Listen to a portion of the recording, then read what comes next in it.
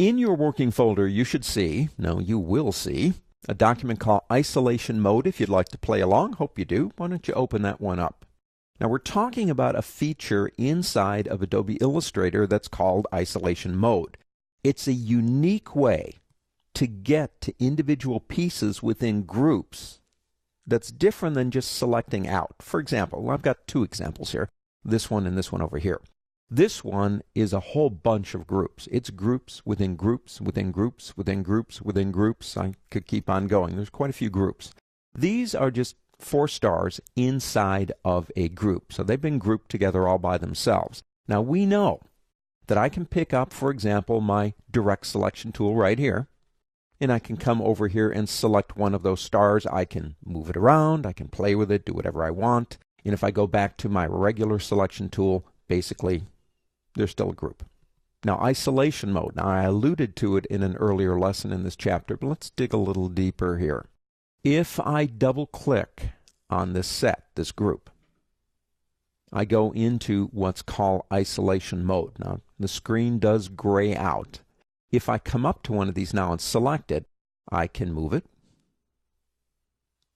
rearrange it. In the grayed out areas, think of it this way. The grayed out areas are telling you this stuff is isolated. Okay, it's isolated. And you'll notice up here we have like this breadcrumb trail. Every time we click, if we had a lot of complicated groups, you'd see more trails come up here. If I double click again on one of the stars, notice what happens. Everything grays out except that one star, which gives me complete control just on that one star. Now, if I come back out here and click and then come over here, we can back down the bunny trail until we get all the way out, or you can press the escape key, and basically they are still in a group.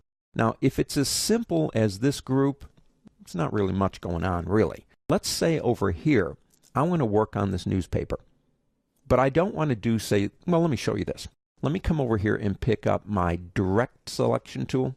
Now, it means I can come over here and select pieces. If I pick up the group selection tool, watch what happens. I click here once, there's a piece. Twice, remember, grouping within grouping within grouping. 3 clicks and I've got it. So it took 3 clicks, I've got 3 groups. I can then move it out because there are arms in the way, and I can work on it. But that means I have to move it back in and make sure I get it exactly where it's supposed to be. So check this out. Let's come back over here and pick up our regular old selection tool. Come over here and double click. Okay, double click again. Notice what happened? Not only did it gray out everything except the paper, which means I can now work on it if I want to, pick up pieces of it, change things, change colors, but it put the paper in front of her arm. That's the important thing to me. It isolated the paper. I can work on the paper. I don't have to move the paper. And when I come back out, say to here, press the escape key, I'm right back to the way I was before. That's isolation mode, and it makes more sense when you're working on something complicated. Let's come up here to the beret, and if I double click, that's 1, that's 2, that's 3.